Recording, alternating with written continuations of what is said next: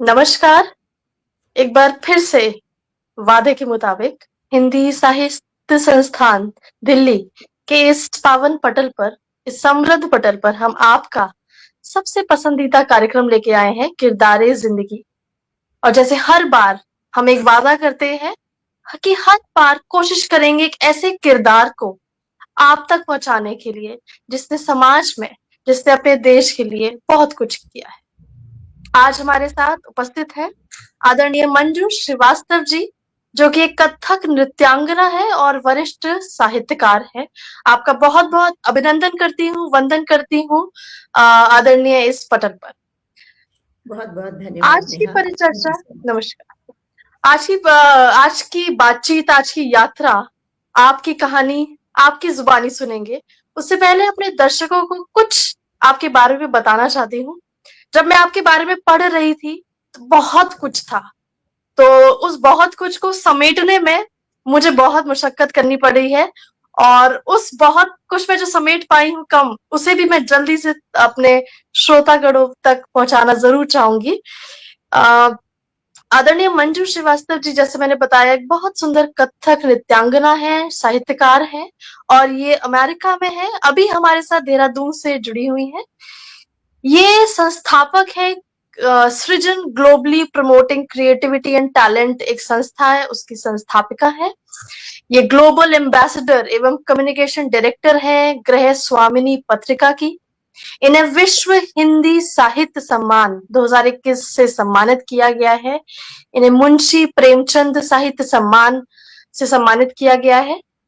बहुत सारी विधाओं में लिखती हैं, कहानी, लघु कथा, कविता, छंदबद्ध, छंदमुक्त, आलेख, बाल साहित्य, शायद सभी विधाओं में वो लिखती हैं। बहुत सारे प्रकाशित संग्रह हैं, जिनमें से चंद का नाम मैं जरूर यहाँ पे लेना चाहूंगी। मन तरंग इनका एक काव्य संग्रह है, कोपले लघु कथा संग्रह है, देह से परे इनका एक बहुत सुंदर कहानी संग्रह है, मन वृंदावन काव्य संग्रह, ये मन का पिटारा, बहुत सुंदर नाम है। ये जो संग्रह है उन्हें जरूर मैं गुजारिश करूंगी अपने श्रोताओं तक कि जरूर इनके संग्रह पढ़िएगा। मैंने कुछ पढ़े हैं, बहुत सुंदर मन भावन कविताएं और कहानियां लिखी हुई हैं, बहुत मार्मिक कहानियां भी लिखी हैं। इनके कुछ साझा संग्रह हैं, जैसे प्राची, मैं स्त्री हूँ, कस्तूरी। इनकी कुछ लघु कथाएं हैं, जैसे भारतीय त्योहार, विश्व रिकॉर्ड। इसके अलावा विश्व के प्रथम लेखक गांव थानों में पूर्व शिक्षा डॉक्टर निशंक पोखरियाल जी द्वारा इन्हें प्रवासी साहित्यकार सम्मान से भी सम्मानित किया गया है। बहुत सारे सम्मान हैं, कुछ जरूर मैं नाम लेना चाहूंगी। सर्वश्रेष्ठ दोहाकार से सम्मानित हो चुकी हैं, ये दोहा धुरंधर के सम्मान से सम्मानित हो चुकी हैं। शारदा साहित्य रत्न सम्मान, और ऐसे ही कई सम्मानों से सुसज्जित है। इनके बारे में जितना भी बताऊंगी उतना कम है। तो चलिए इस चर्चा को, इस यात्रा को शुरू करते हैं, जिसमें हम एक किरदार को जानेंगे, जिसमें आज आप आदरणीय मंजू जी को जानेंगे। तो मंजू जी, एक बार फिर से मैं अभिनंदन करती हूँ आपका इस पटल पर कि आपने समय निकाला और हमारे साथ जुड़ी हैं। आपका बहुत बहुत अभिनंदन करती हूँ। तो बहुत सबसे बहुत पहला जो धन्यवाद। सवाल मैं पूछना चाहूंगी कि कथक नृत्य से आपका परिचय कैसे हुआ, और थोड़ा पारिवारिक पृष्ठभूमि के बारे में बताइएगा। क्या ये आपके परिवार से आया है, या कुछ आपने जिंदगी में कुछ देखा, या कुछ ऐसा मोड़ आया जब आप इस कला से जुड़ी, उसके बारे में जरूर बताएं। जी जरूर बताऊंगी, क्योंकि कथक ही मेरा पहला प्यार है। मैं ये कहूंगी। क्या बात है। कविता या साहित्य बाद में आया मेरे जीवन में, और जी नृत्य मेरे जीवन में शुरू हो गया था जब मैं 5 साल की थी। मेरे क्या बात। फादर, मेरे पापा, उनको बहुत शौक था। मतलब उस जमाने में भी ही वॉज सो एडवांस, कह लें कि उनको ये नहीं था कि लड़कियों को ये नहीं करना चाहिए। जी उनको था कि नहीं, सब ऐसी आर्टिस्टिक चीज़ों की ओर झुकाव लड़कियों का ज़रूर होना चाहिए और उनको सीखना चाहिए। तो उन्होंने पहले तो घर पे ट्यूटर रखा सिखाने के लिए। तो फिर जी मैं बहुत छोटे से शहर को बिलोंग करती हूँ, बांदा। एक छोटा सा, अच्छा, वैसे तो डिस्ट्रिक्ट है, बट डिस्ट्रिक्ट। जी लेकिन छोटा ही कहूँगी। तो जी। वहाँ पर पहले ऐसा कोई इंस्टीट्यूट नहीं था।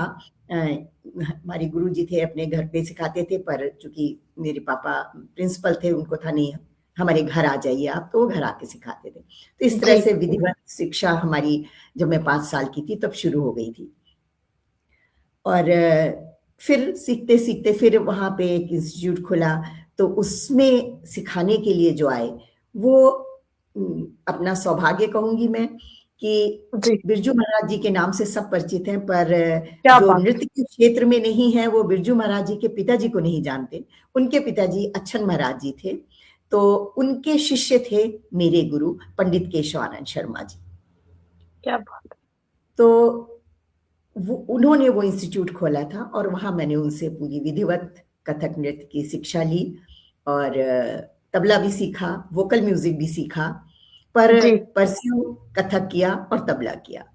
तो फिर सीखती रही, पूरा कंप्लीट डिग्री करी उसमें।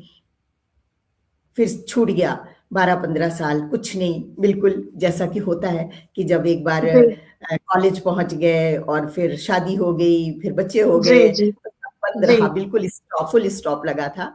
किंतु जब मेरी बेटी 5 साल की हुई, तो जी। फिर मैंने सिखाना शुरू किया। अच्छा।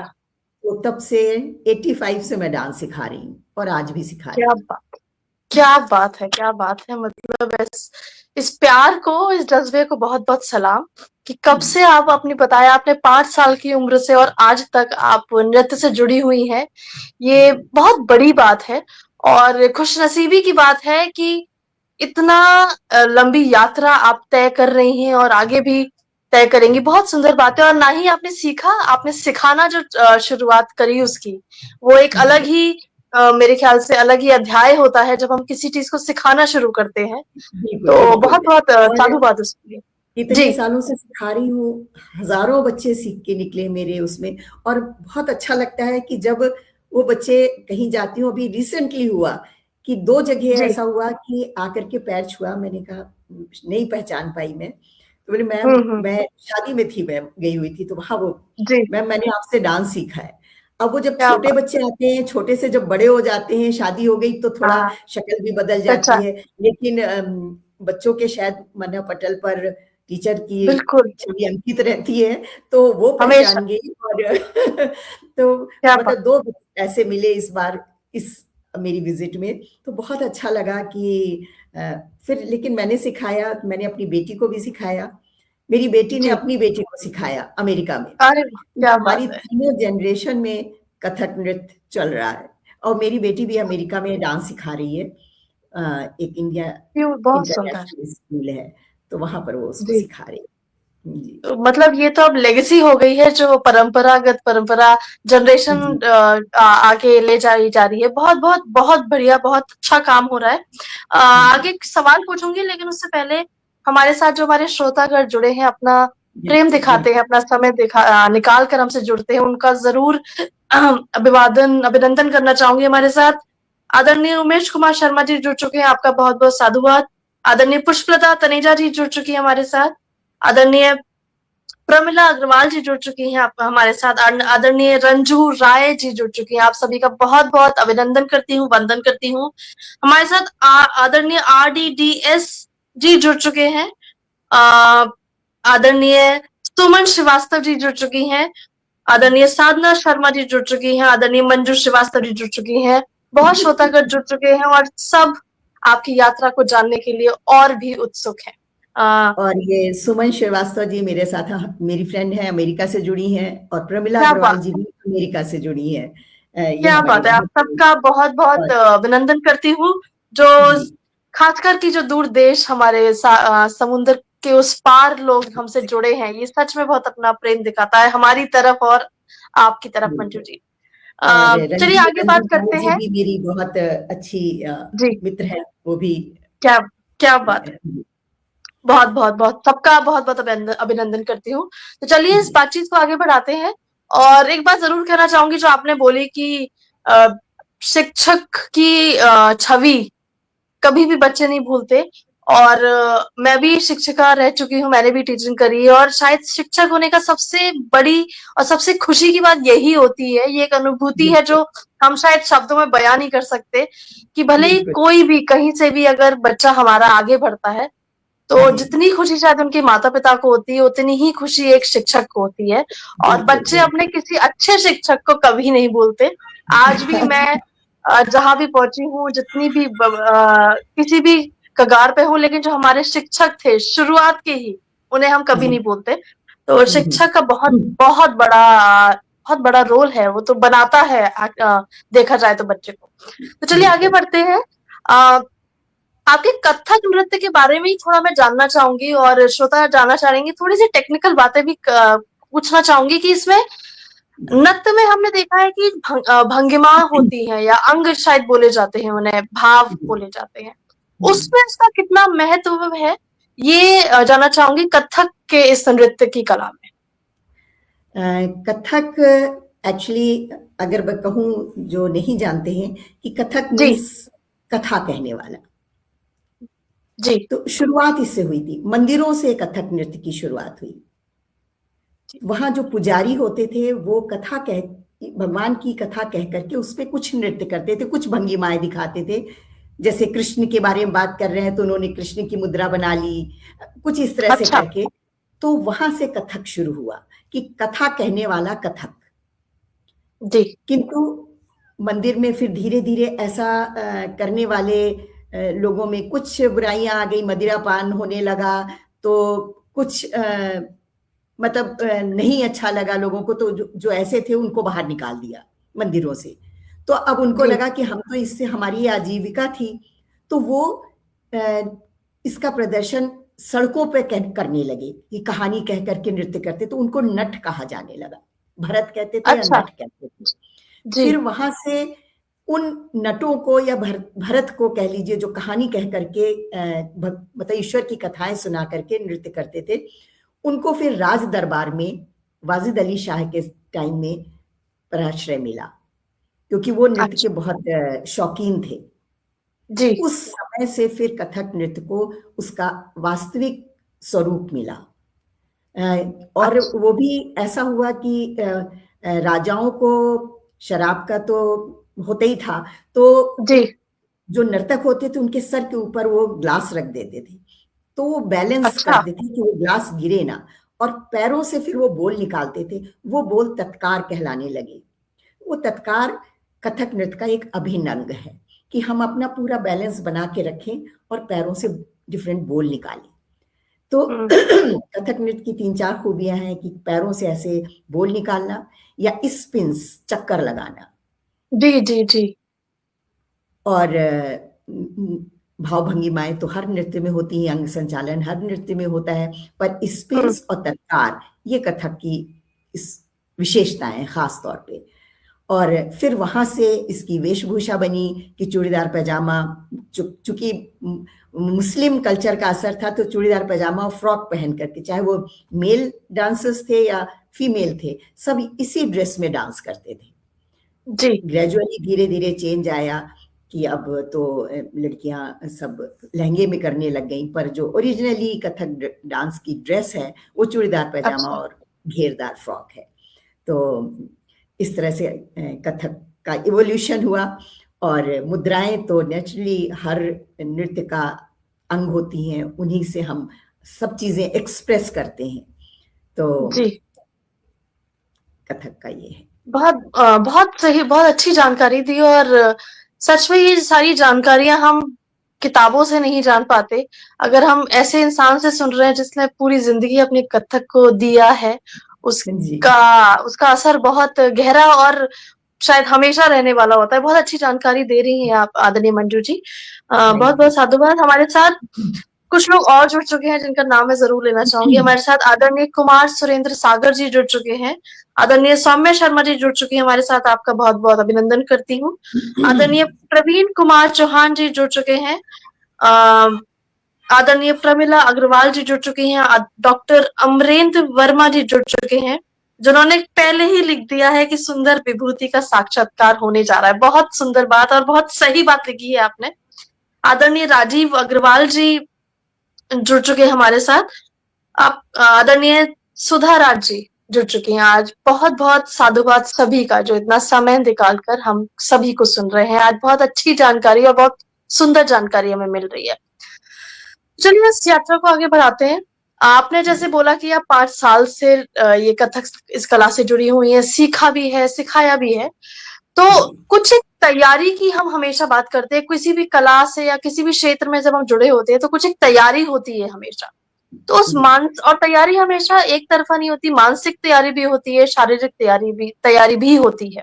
उसके बारे में कुछ बताएं कि किस कला को करने के लिए क्या मानसिक रूप से बहुत तैयार होना पड़ता है या किस तरह की तैयारी करनी पड़ती है? बिल्कुल, आप किसी भी आर्ट से जुड़ते हैं, चाहे वो कोई भी हो, जी चाहे वो चित्रकला हो, एनी फॉर्म ऑफ डांस हो, सिंगिंग हो, जी उसके लिए अगर आपका मन से आप उससे नहीं जुड़े हुए हैं, तो आप कभी भी उसको एक्सेल नहीं कर सकते। तो बिल्कुल मानसिक रूप से अगर आपको इंटरेस्ट है और आप उसको उसमें आपका शौक है, तो आपको सीखना चाहिए और लगन से कोई भी चीज में महारत हासिल करने के लिए लगन तो चाहिए ही, है ना?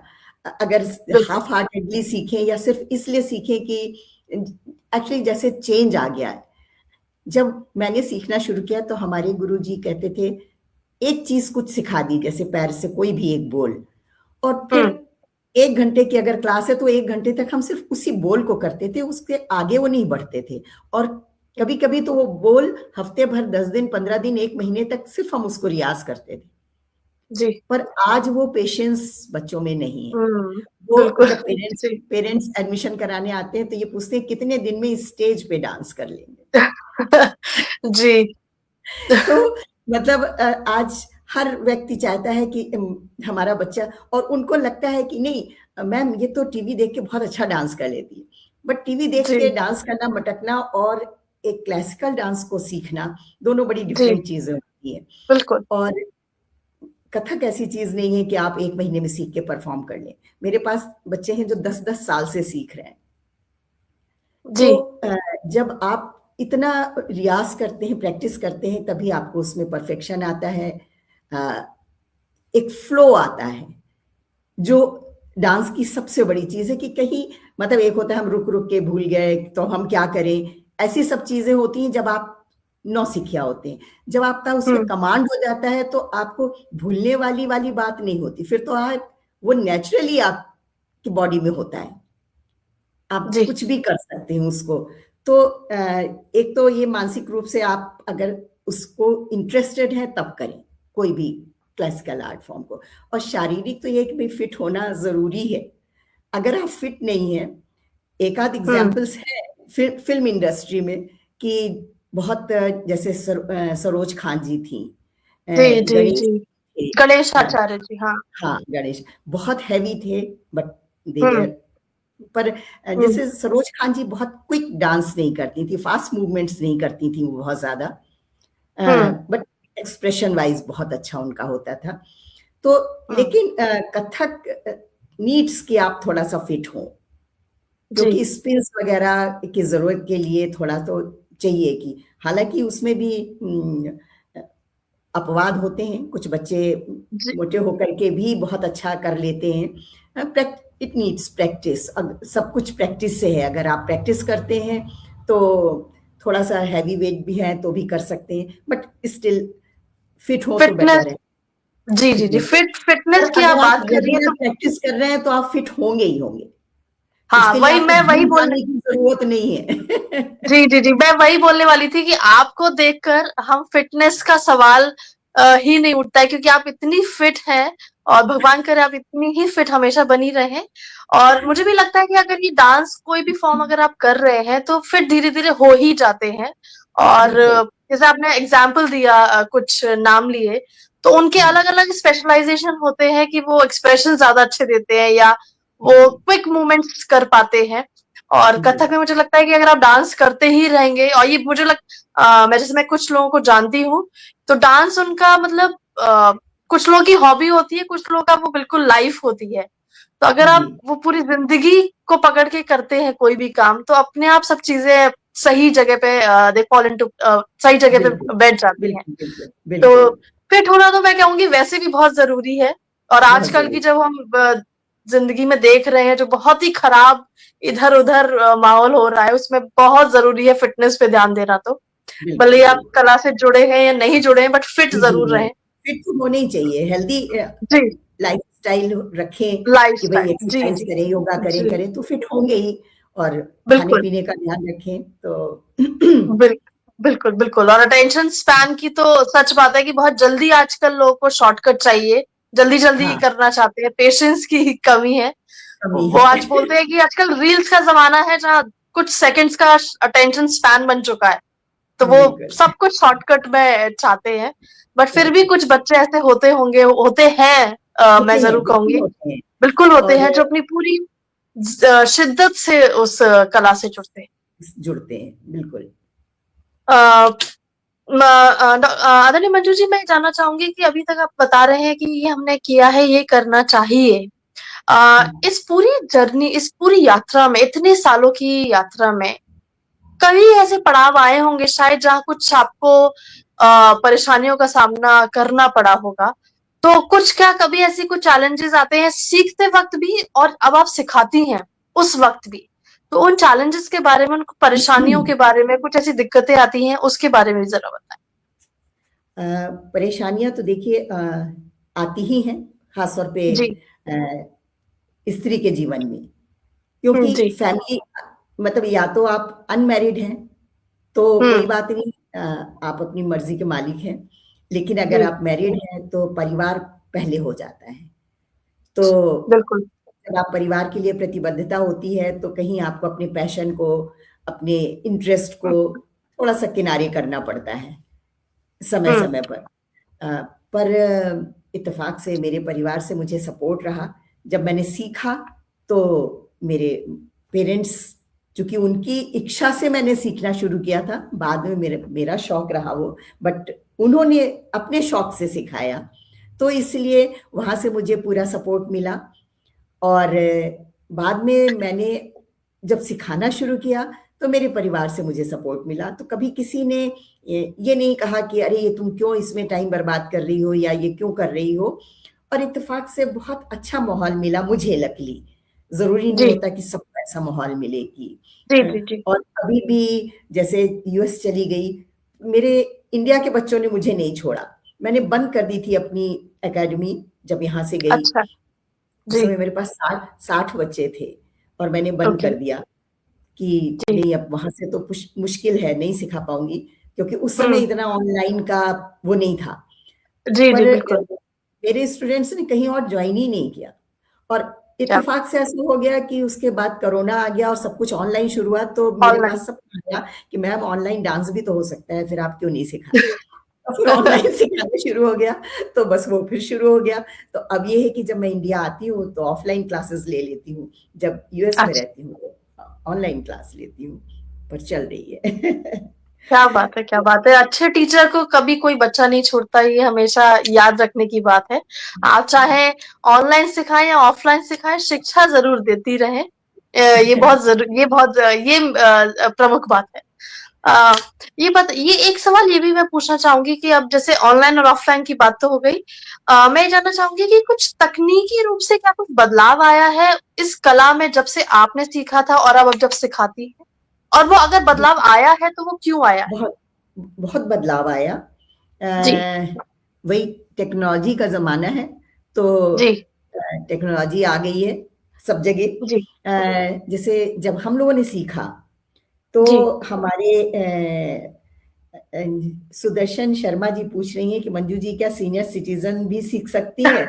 बिल्कुल। बिल्कुल, सुदर्शन जी मैं मैं आपको बता मैं दूँ आपके कि जवाब से पहले मैं आपके जवाब से पहले मैं ज़रूर बोल दूँ कि ये मंजू जी से तो पूछना ही नहीं चाहिए था कि सीनियर सिटीज़न सीख सकती है। सीनियर सिटीज़न सिखा रहा है, तो हर कोई सीख सकता है। हर जी, कोई सीख मंजू जी। सकता है और सुदर्शन जी। जी के लिए मैं बता दूँ कि मेरे पास लेडीज़ का एक ग्रुप अभी कुछ दिनों पहले तक आ रहा था, फिलहाल लेडीज का ब्रेक हो जाता है, क्योंकि देखिए घर में सब, हाँ, वही मैंने कहा भी, आप कह रही थी ना, प्रॉब्लम्स आती है, रिस्पॉन्सिबिलिटी। किसी के यहाँ जी शादी जी आ जी गई तो अभी नहीं आ पाएंगे, नवरात्र के व्रत आ गए तो 9 दिन व्रत है तो नहीं आ पाएंगे, लाइक दैट, मतलब छोटी छोटी जी जी जी चीजें हो जाती हैं। जी।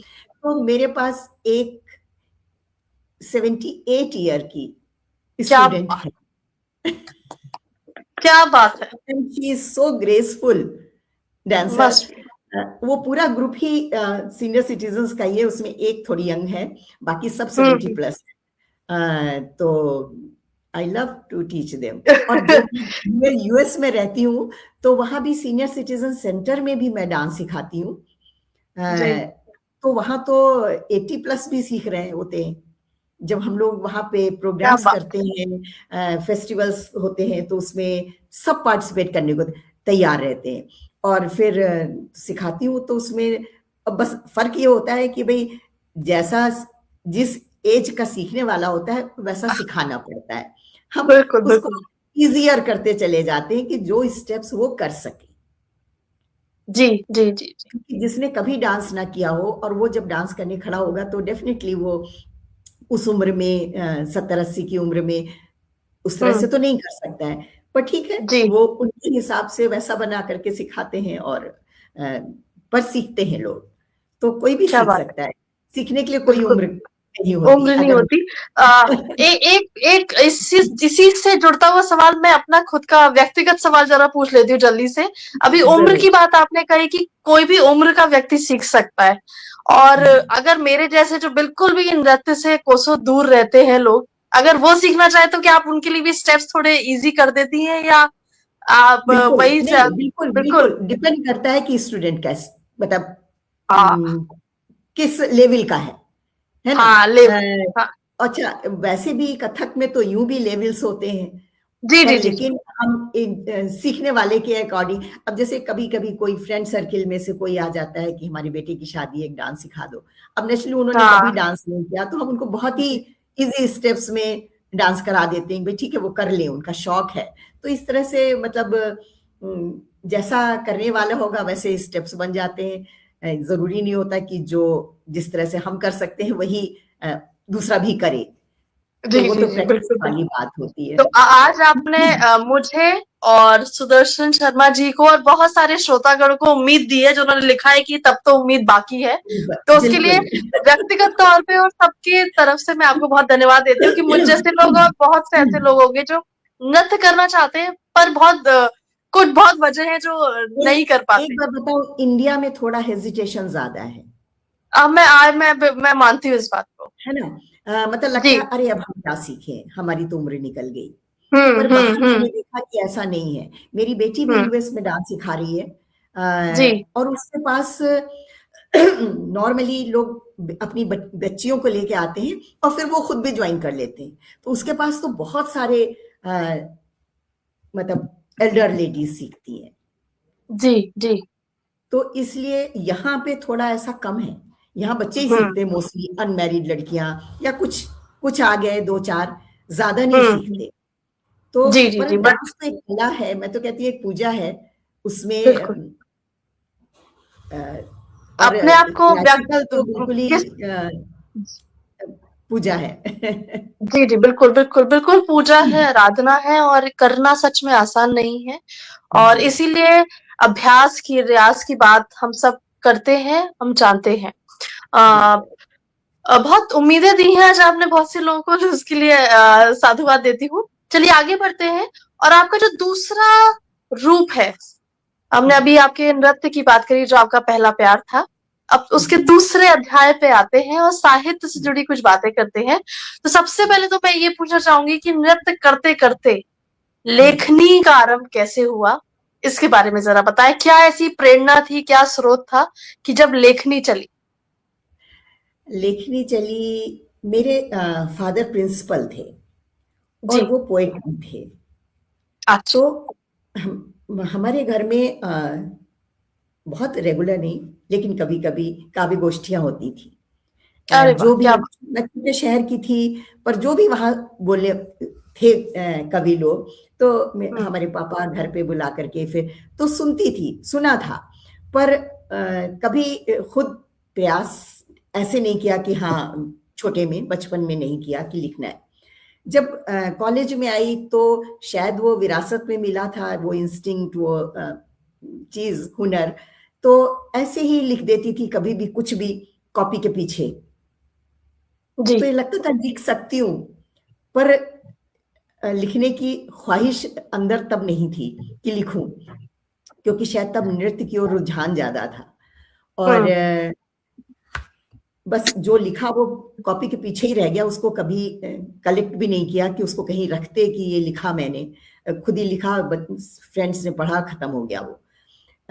फिर इधर मैं कहूंगी कि 2008-10 के करीब जी मैंने थोड़ा सा डांस का कम हुआ। जब यूएस ज्यादा जाने लगे हम लोग, तो फिर उसमें ये हो जाता था कि डांस की, जैसे आप जब सिखाते हो बच्चों को तो प्रोग्राम्स कराते हो, प्रोग्राम्स में बिजी होते थे तो लिखने के लिए समय नहीं होता था, प्रोग्राम्स के उसमें लगे रहते थे, आज यहाँ प्रोग्राम होना है, आज वहाँ प्रोग्राम होना है।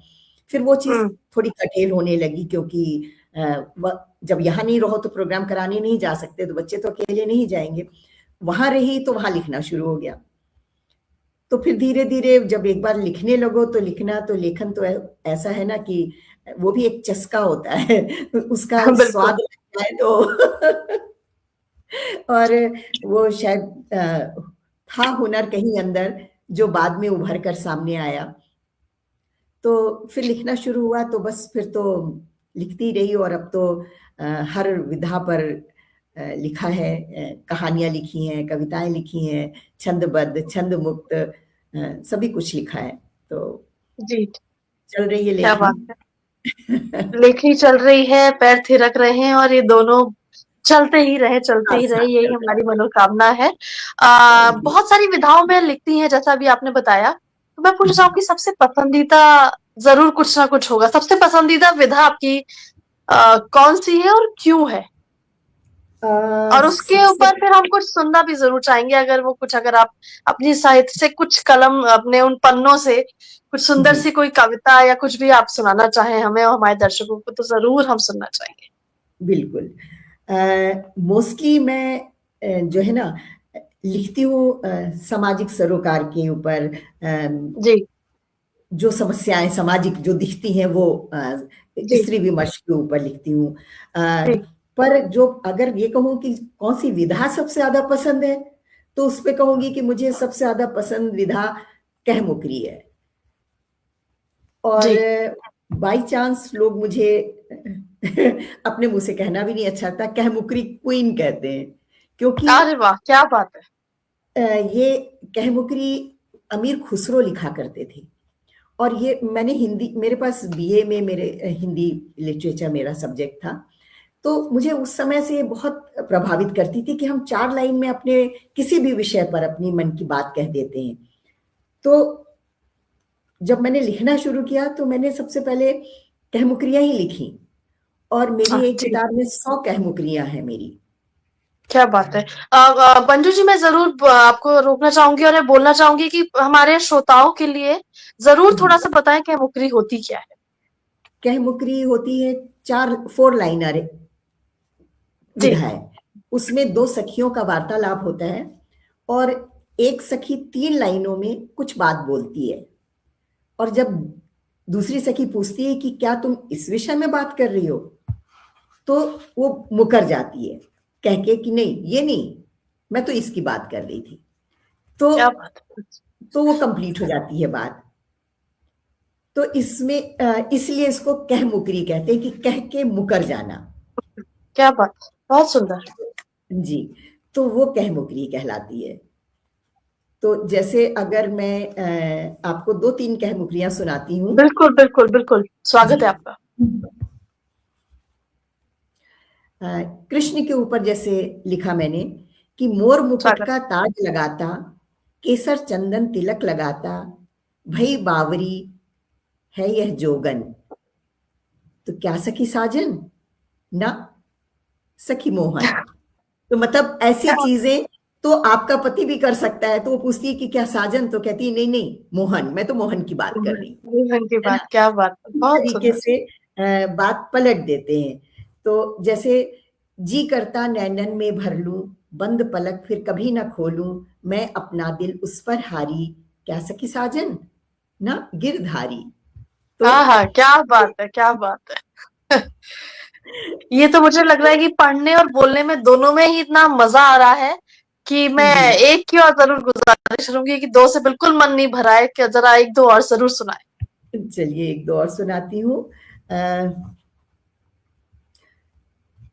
मन का गुरूर करे वो दूर, मन की शंका हरता जरूर, नतमस्तक हम तो हैं याचक, क्या सखी वाचक ना क्या सखी शिक्षक। हाँ हाँ, क्या बात है। क्या भ्रमित बात बुद्धि को राह दिखाता, सत्य असत्य का ज्ञान कराता, नाम से उसके सुबह शुरू, क्या सखी साजन ना सखी गुरु। तो इस तरीके से हम किसी बहुत भी खूब। शब्द के ऊपर लिख सकते हैं। जैसे अगर करें कि चुपके से रातों में आए, दुनिया भर की सैर कराए, बेशक झूठा लगता अपना, क्या सखी साजन ना सखी सपना। क्या बात, बहुत तो खूब, बहुत सुंदर लग रहा है सुनने में। मतलब चार पंक्तियों में इतनी बड़ी बातें, इतनी सारी बातें हो रही हैं हो जाती और है उन्हें जी। चार पंक्तियों में समेटना बहुत सच में एक बहुत बड़ी बात है और बहुत सुंदर लग रहा है। ऐसा लग रहा है कि बस सुनते रहो, छोटी छोटी चार लाइनें हैं लेकिन बातें इतनी बड़ी बड़ी और इतनी गहरी हैं। बहुत सुंदर। आ, आगे चलेंगे, आपसे कुछ सवाल और जरूर करूंगी लेकिन उससे पहले एक बार फिर से अपने दर्शकों तक का बिल्कुल की तरफ जरूर, रुख करते क्योंकि हैं। श्रोता ही है तो आदरणीय हम हैं। संगीता, मैं सभी श्रोताओं का बिल्कुल। दिल से आभार व्यक्त करती हूँ जो अपना बहुमूल्य समय हमको दे रहे हैं, हमारे जी कार्यक्रम जी को सुन रहे हैं जी। जी। हमारे साथ आदरणीय रहमान जाफरी जी जुड़ चुके हैं, आपका बहुत बहुत अभिनंदन करती हूँ। आदरणीय साधना शर्मा जी जुड़ चुकी हैं, आदरणीय संगीता चौहान जी जुड़ चुकी हैं और वो कहती हैं कि उनकी बचपन से सीखने की इच्छा थी। ये मेरी मित्र भी हैं और जी मैं आज इस पटल के माध्यम से और आपने जो बोला है वो जरूर उसके सुनने के बाद इनमें उम्मीद बहुत लोगों में, इनकी तरह बहुत लोगों में जगी है जाग चुकी है। तो मुझे लगता है जी। अगली बार जब मुलाकात होगी तो कुछ स्टूडेंट्स आपके यहीं से जरूर पहुंचे होंगे आपकी तरफ। जरूर अ, स्वागत आदरणीय है। सौम्या शर्मा जी, आदरणीय सौम्या शर्मा जी जुड़ चुकी हैं। वो बोल रही हैं कि कुछ लोगों के लिए नृत्य ही जीवन है। मेरी बहन है और बहुत वो भी इन नृत्य कला से जुड़ी हुई है और सच में ऐसा जी लगता है कि जो इस कला से भीतर से जुड़े हैं, अपनी आत्मा से जुड़े हैं, वो कष्ट निवारक का भी काम करता है। कभी कभी हम सोचते हैं बिल्कुल। कि नृत्य करने से कोई थक रहा है लेकिन हाँ जो नहीं लोग नहीं, इससे जुड़े हैं आत्मा से इट पूरी इज अ तरीके से अब रिलैक्सेशन। समर्पित है। बिल्कुल, जी ये तो जी जी जी रिलैक्सेशन है, जी, थकान नहीं बिल्कुल है। बिल्कुल बिल्कुल। और मेरी बहन दो दो चार चार घंटे एक साथ नृत्य करती है तो मैं उससे पूछती हूँ कि तुम थकती नहीं हो, तो कह रही है, वो मुझे बताती है कि नहीं, ये थकान मिटाने का मेरा साधन है, थकान होती नहीं है, बिल्कुल। इससे थकान मिटती है। तो बिल्कुल सही बात कही है। आदरणीय प्रदीप गौतम जी जुड़ चुके हैं हमारे साथ। आदरणीय रितंबरा सिंह जी जुड़ चुकी हैं हमारे साथ। आदरणीय एकता वाजपेयी जी जुड़ चुकी हैं और वो वही लिख रही है जो मैं आपसे कह रही थी कि ऐसा लगता है बस सुनते ही जाओ, सच में सुनते ही जाए हम। बट वक्त की बहुत कमी होती है और बहुत कुछ बहुत बहुत जानने की शुक्रिया। इच्छा होती है।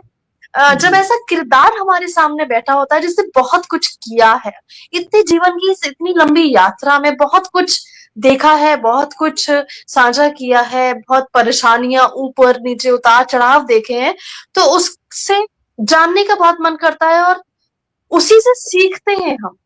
हम सिर्फ एक जानकारी नहीं लेते, हम सिर्फ एक बातचीत नहीं करते। हर किरदार, हर बार जब हम किसी से बात करते हैं, किसी की बातें सुनते हैं, तो उसकी कुछ ना कुछ हमेशा बात यहाँ से लेके जाते हैं और एक जीवन में एक नया मोड़ देती हैं वो बातें। एक प्रेरणा देती हैं आप जैसे लोगों की बातें, आप जैसे किरदारों की बातें।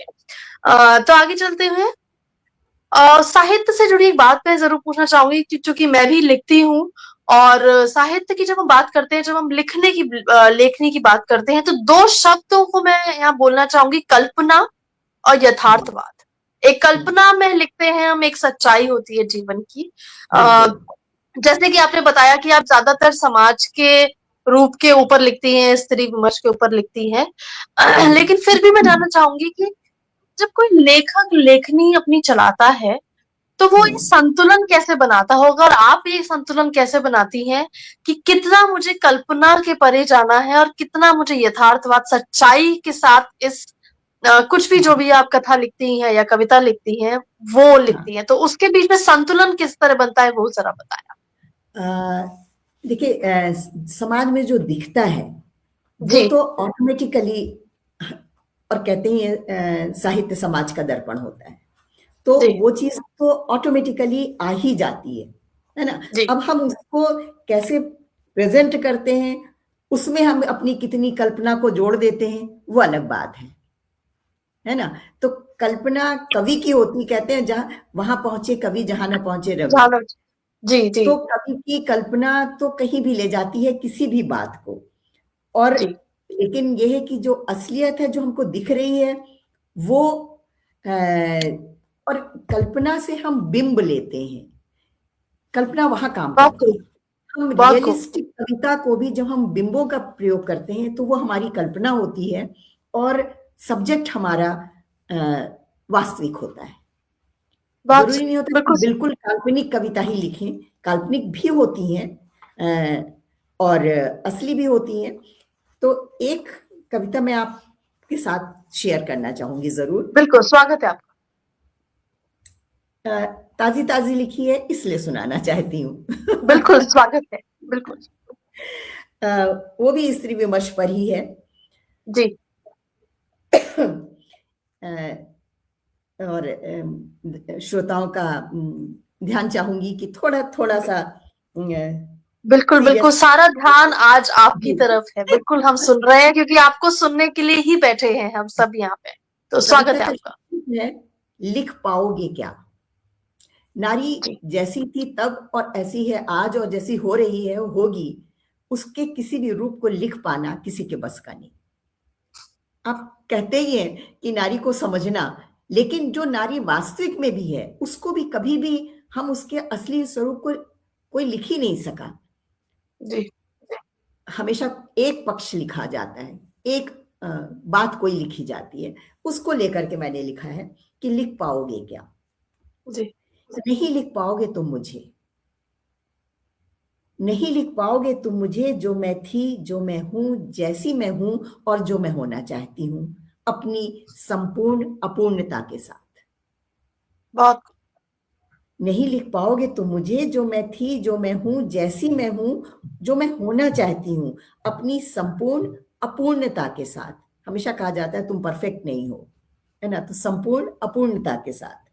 कभी प्रेम की अटूट कहानी, कभी शक्ति की तेज निशानी, कभी किस्सों में रोती रानी, कभी क्रांति की एक दीवानी, लिख सकोगे क्या।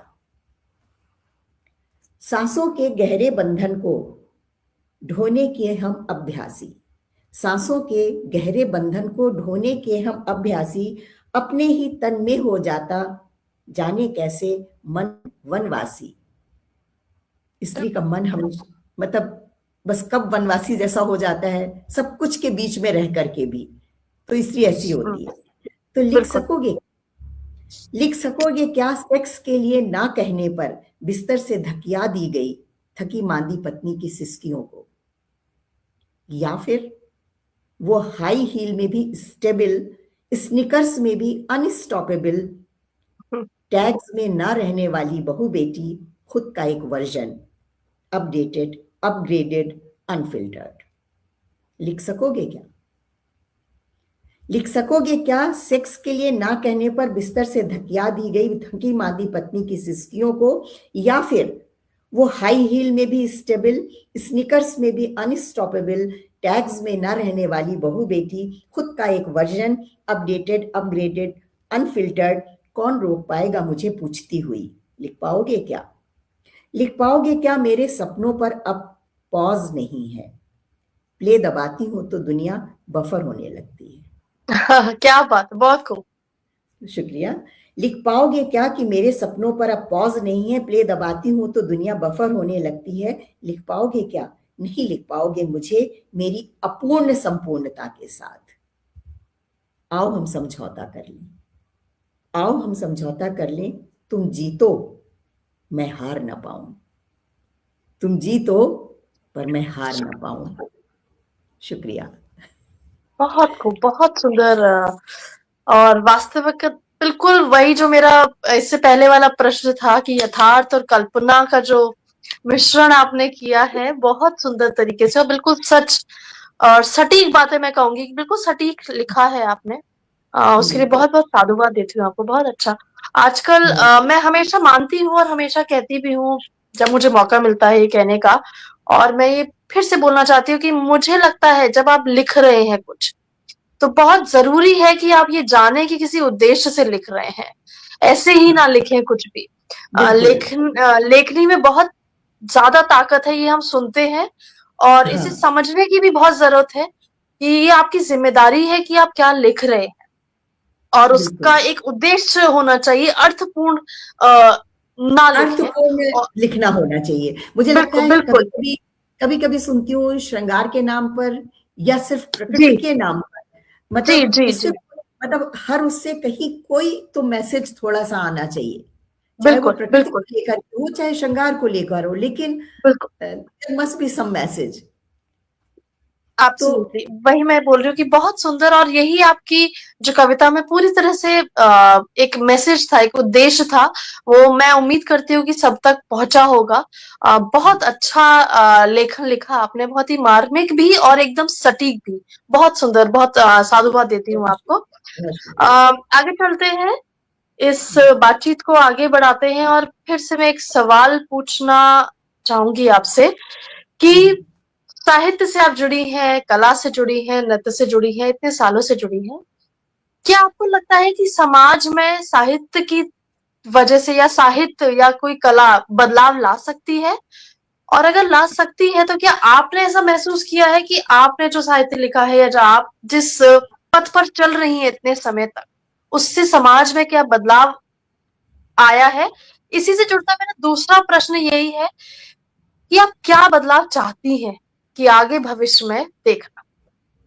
बिल्कुल, बदलाव आ सकता है। जी, लोग कहते हैं अरे हमारे लिखने से क्या होगा, है जी। ना? एक कहावत भी है कि अकेला चना भार नहीं फोड़ता। हार नहीं फोड़ लेकिन सकता। लेकिन अगर एक ये भी तो एक कहावत है कि एक एक बूंद से घड़ा भरता है। बिल्कुल, तो क्या बात। हम अपनी जिंदगी में किस कहावत को चरितार्थ करते हैं और हमें क्या करना चाहिए, ये हमारे ऊपर डिपेंड करता है। और मुझे लगता है अगर हम सब हमेशा हम अपने अधिकारों की बात करते हैं, कर्तव्यों की बात नहीं करते। हमें ये नहीं मिला, सरकार ये नहीं करती, हमको ये नहीं देती। अगर हम सब अपनी जगह पर बैठ के अपने घर से अपने कर्तव्यों का निर्वहन करें, चाहे वो लिख करके करें, चाहे अपने कर्मों से करें, तो मुझे लगता है डेफिनेटली समाज में परिवर्तन आएगा। हम लिखने वाले लोग अगर हम अच्छी कविताएं लिखेंगे, अच्छा साहित्य जी, लिखेंगे, तो कोई तो सुनता है, कोई तो पढ़ता है। ऐसा नहीं है कि कोई बिल्कुल। नहीं पढ़ता, कोई नहीं सुनता। जी, तो कहीं ना कहीं किसी के मन पर कुछ तो असर होता है, और ऐसे ही कुछ कुछ करके बहुत कुछ हो सकता है।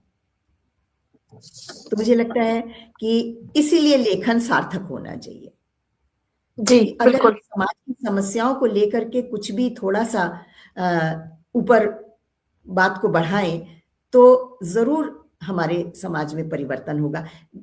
चाहे शुरू से देख लें, चाहे वो दिनकर जी थे, मैथिली शरण गुप्त थे, उन लोगों ने उस समय में वो, चाहे वो चंद्र बरदाई थे, पृथ्वीराज चौहान को प्रेरणा देने वाले। तो लेखनी में बड़ी ताकत है।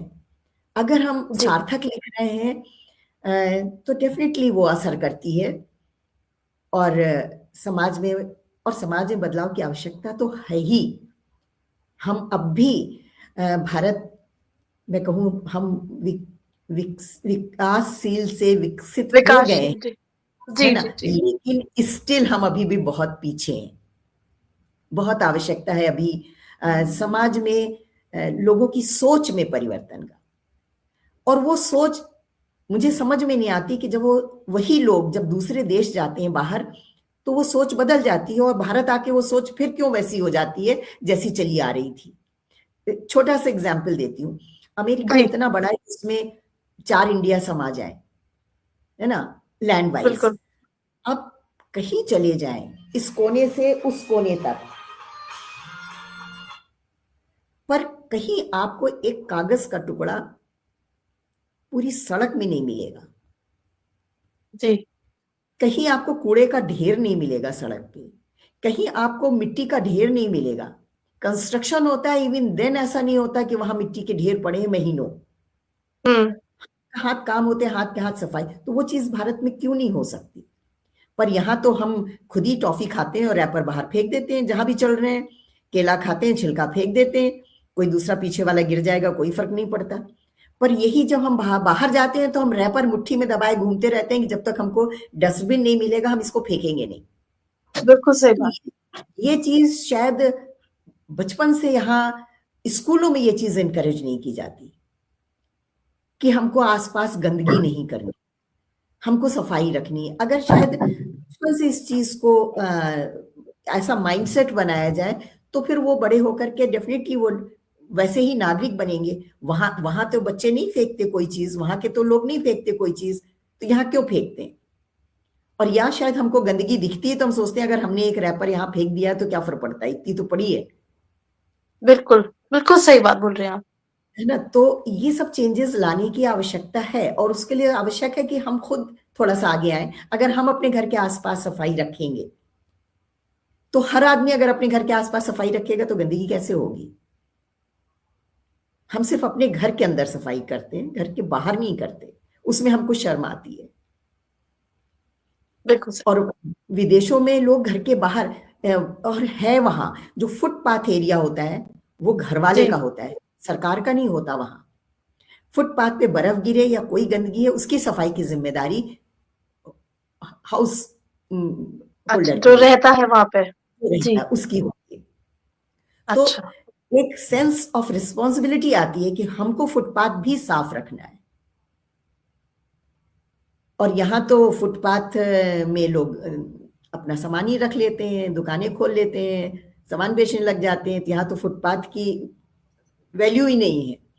तो मतलब ये सब जी चीजें थोड़ा सा सेंस ऑफ रिस्पॉन्सिबिलिटी डेवलप होने की जरूरत है और उस ऐसे ही सुधार कुछ कुछ चाहिए। बाकी भारत ने इतनी तरक्की कर ली है, पर अगर हम जी जी जी। भारत में रहने वाले अपने में सुधार कर लेना तो भारत बहुत अच्छा हो जाए।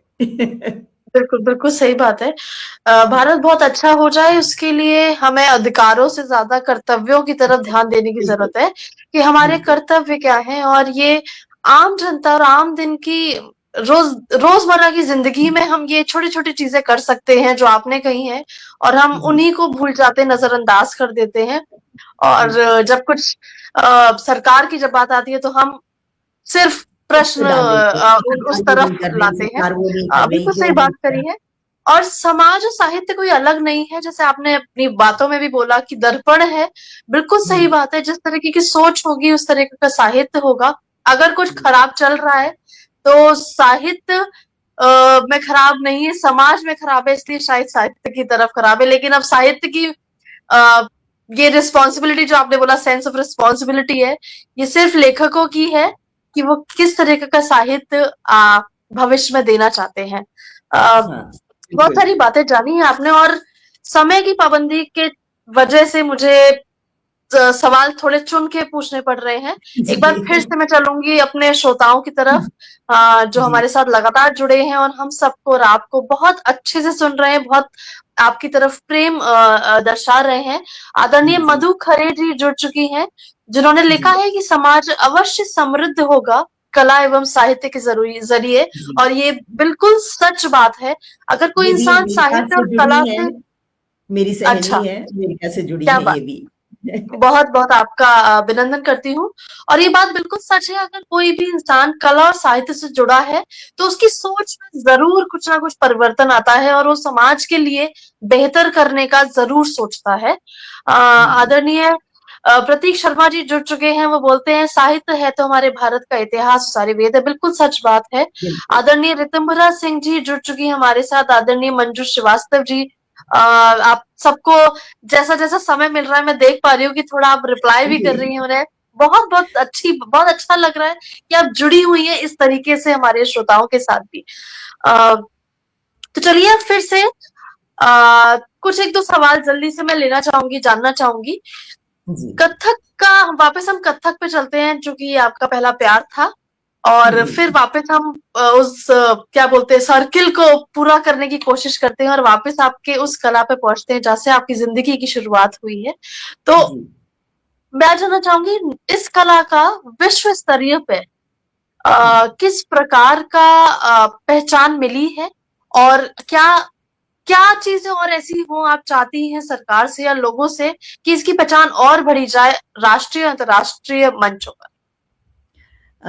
डेफिनेटली इसको पहचान मिली है। मतलब ये, इसमें कोई दो राय नहीं है कि भारतीय संस्कृति जी जो है बहुत समृद्ध है और उसको पूरे विश्व में पहचान मिली है। और इसके लिए मैं यही कहूंगी कि भारतीय जो प्रवासी हैं उनको जी क्रेडिट जाता है, जी चाहे वो बिल्कुल हिंदी साहित्य है और चाहे वो कथक नृत्य है। बिल्कुल। हमने भारत में सीखा, मेरी बेटी ने भारत में सीखा, पर अब वहां रह करके वो सिखा रही है विदेश में। तो जी हम उस संस्कृति को, उस आर्ट फॉर्म को, जो जी सिर्फ एक जमाना था जब वो सिर्फ उत्तर प्रदेश तक सीमित था, उत्तर प्रदेश बिल्कुल। से, क्योंकि कथक नृत्य उत्तर प्रदेश का है। जी हमारे देश में 7 क्लासिकल डांसेस हैं, अलग अलग जी स्टेट्स की हैं। तो ये स्टेट्स के उत्तर जी प्रदेश का था, लेकिन उत्तर प्रदेश से सब जगह हुआ, पर यहाँ से बाहर निकले तभी तो लोग जानेंगे। तो जब हम बाहर जाकर के सिखाते हैं, लोगों को बताते हैं, तो लोगों को समझ में आता है कि अच्छा ये भी एक डांस फॉर्म है। और तो काफी मैं कहूंगी कि अमेरिका में भी मैं देखती हूँ बहुत सारे लोग हैं जो सिखा रहे हैं। इवन सिखाने के साथ साथ एग्जाम भी दिला रहे हैं। जैसे मेरी अच्छा बेटी जी सिखा रही है और वो एग्जाम भी होता है, और बकायदा इंडिया से एग्जामिनर जाता है वहाँ एग्जाम लेने, बोर्ड से, जी क्योंकि इसका भी अपना अच्छा बोर्ड होता है। बोर्ड से रिटन एग्जाम होता है, प्रैक्टिकल एग्जाम होता है, फिर सर्टिफिकेशन होता है, सर्टिफिकेट मिलता है, तो आप क्वालिफाइड होते हो टीचर।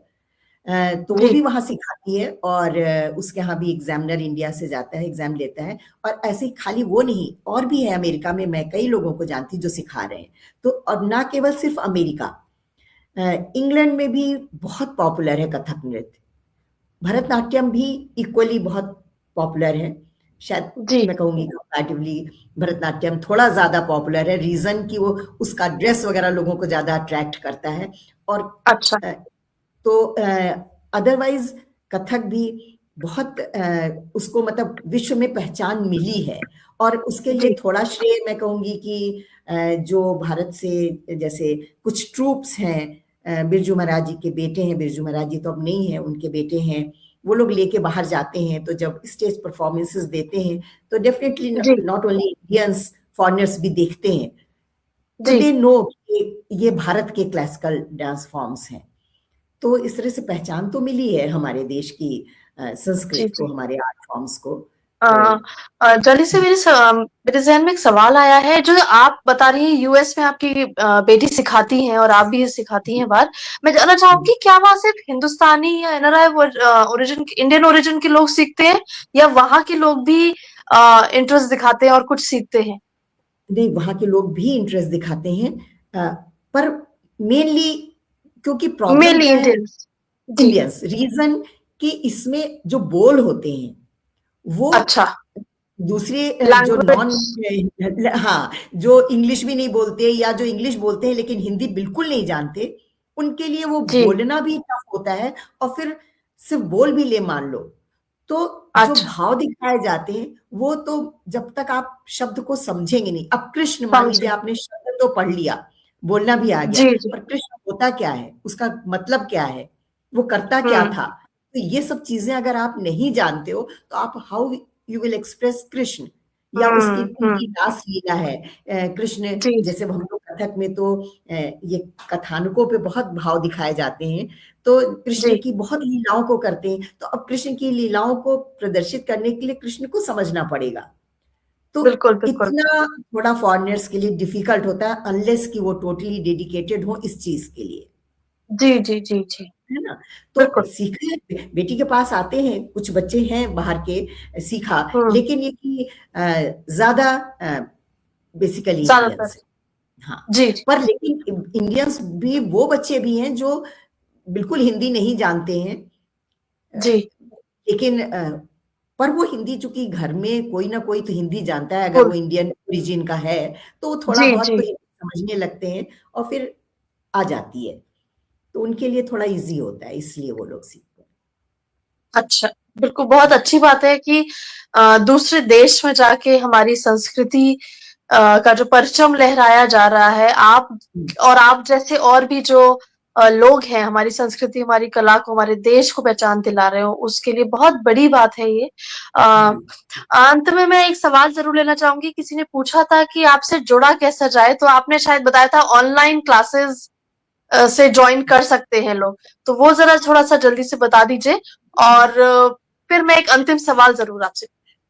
ऑनलाइन जुड़ सकते हैं, अगर पर मैं बार बार मैं ये बात कहती हूँ, इवन जो बच्चे मेरे जी, पास यहाँ भी आते हैं, कि जी, अगर जी, दिल से इंटरेस्ट है, सीखने का लगन है, तो ही सीखें, वरना ना अपना समय बर्बाद करें, ना मेरा समय बर्बाद करें, ना अपना पैसा बर्बाद करें। सब चीजें होती हैं, मतलब this is all total waste, है ना, कि हम जी, 4 दिन आए या 1 महीने आए और बस फिर हम बैठ गए, तो उससे उसमें कुछ नहीं आता है। और स्पेशली ऑनलाइन में, ऑफलाइन जब आप पर्सनली पास आते हैं, जितना जी। 1 घंटे में हम ऑफलाइन सिखाते हैं, उसका हुँ, आधा हम ऑनलाइन सिखा पाते हैं, क्योंकि ऑनलाइन अच्छा। में हाँ, आपको डायरेक्शन का डिफरेंस हो जाता है। हम सामने से सिखाते हैं तो हम लेफ्ट हैंड उठाएंगे तो आप राइट लेफ्ट। हैंड होंगे, वो इशू हुँ, आता है।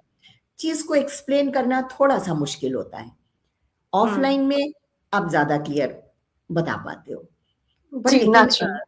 चलती है क्लासेस ऑनलाइन भी, तो जी, अगर जी, कोई जी, जी। मुमकिन है अब तो कुछ लोग अगर नहीं आ पाए तो ऑनलाइन ही उनका साधन कनेक्ट कर है। सकते हैं तो जी। इनफैक्ट ये तो बहुत अच्छा एक साधन बन गया है आजकल के टेक्नोलॉजी की जी वजह से जी जी, कि घर बैठ के भी हम चीज़ें सीख सीख सकते हैं। सकते हैं, तो बिल्कुल बिल्कुल।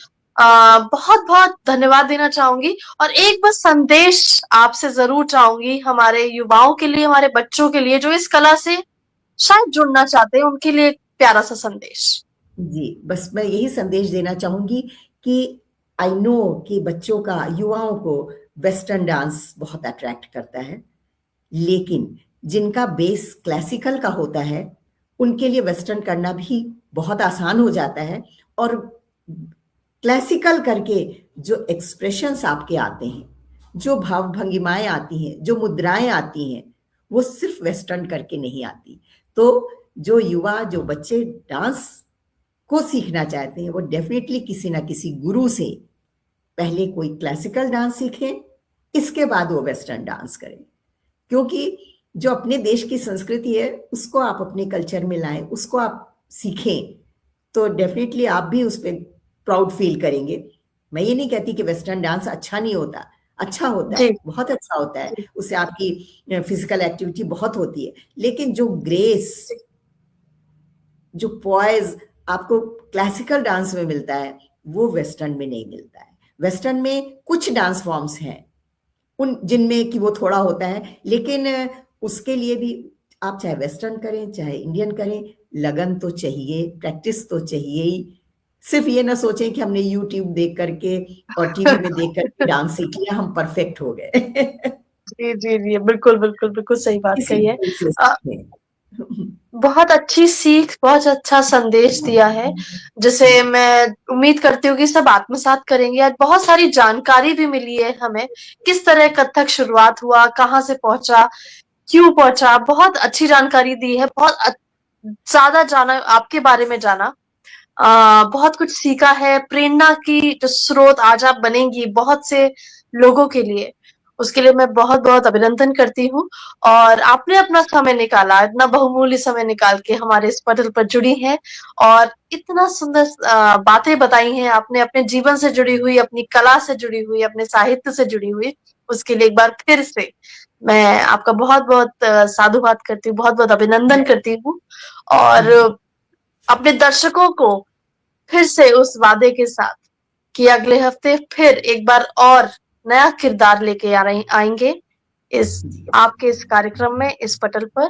तब तक और नमस्कार, शुभ मैं रात्रि। भी हिंदी साहित्य संस्थान को और नेहा आपको, वैभवी जी को बहुत बहुत धन्यवाद करती हूँ, और सारे श्रोताओं का जो हमारे साथ जुड़े रहे, हमारा उत्साहवर्धन करते रहे। बहुत बहुत शुक्रिया, थैंक यू सो मच मुझे बुलाने के नम, लिए। नमस्कार। नमस्कार।